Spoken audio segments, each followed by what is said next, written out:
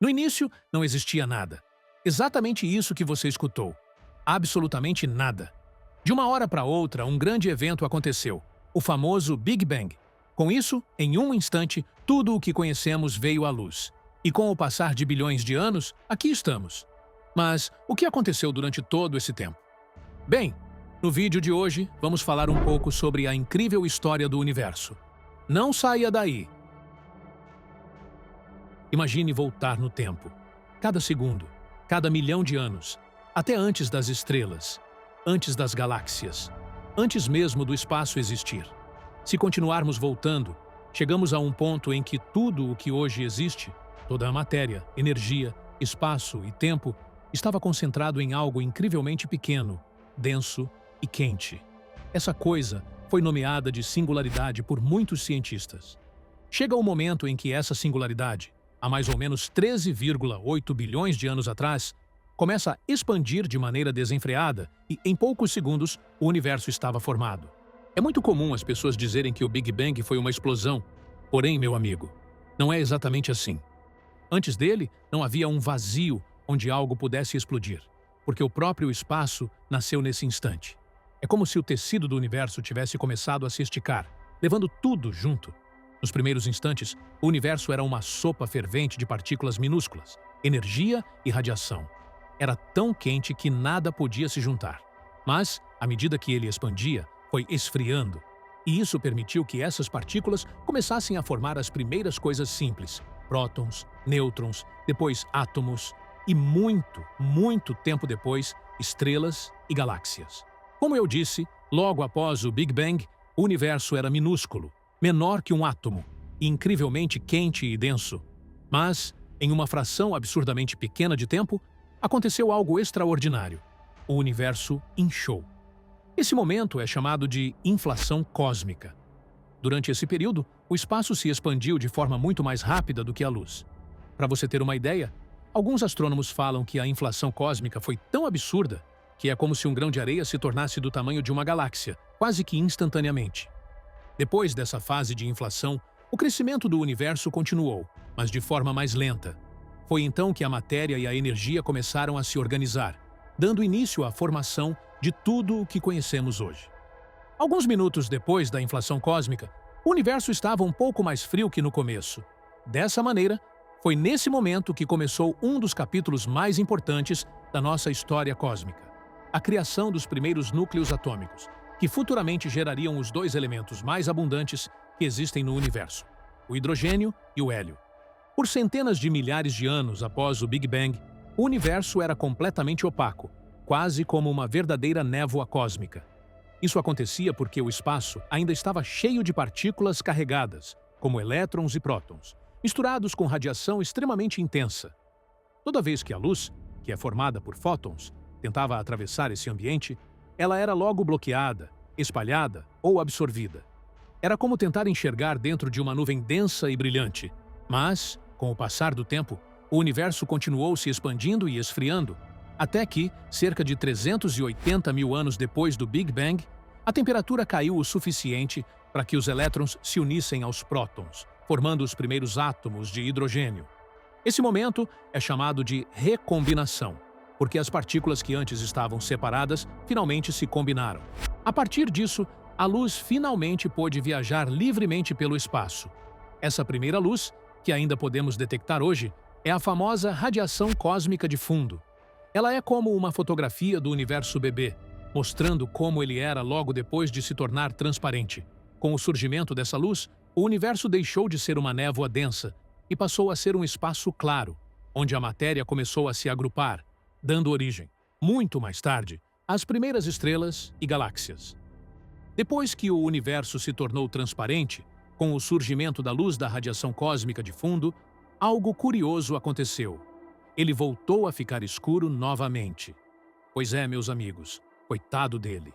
Isso aconteceu porque, embora a luz pudesse finalmente viajar livremente, ainda não existiam estrelas, nem galáxias, nem nada que emitisse brilho próprio. O universo era cheio de gás neutro espalhado por todos os lados, frio e invisível. Esse período é conhecido como a Idade das Trevas Cósmica, um tempo em que o cosmos estava silencioso e apagado esperando o momento certo para reacender. Mas, mesmo no escuro, a gravidade continuava trabalhando. Pouco a pouco, pequenas regiões com um pouco mais de matéria começaram a atrair o que estava ao redor, formando aglomerados cada vez maiores. Com o tempo, esses aglomerados se tornaram densos o bastante para acender algo totalmente novo: as primeiras estrelas. Essas estrelas eram gigantescas, muito maiores e mais quentes que o Sol, e feitas apenas de hidrogênio e hélio.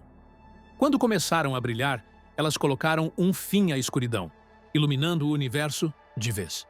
A radiação dessas estrelas foi tão intensa que começou a transformar o gás ao redor delas. Assim, a aparência do universo estava mudando completamente. Foi o início de uma nova era, a Era da Luz, onde estrelas e galáxias começaram a se formar em grande escala. Depois que as primeiras estrelas nasceram e iluminaram o universo, o espaço já não era mais um lugar completamente escuro. Agora, o cosmos estava cheio de ilhas de luz. Estrelas espalhadas por todo lado, nascendo e morrendo em meio a nuvens de gás e poeira. Mas a gravidade, mais uma vez, entrou em cena para organizar o caos. Com o tempo, as estrelas começaram a se agrupar, puxando umas às outras com sua força gravitacional.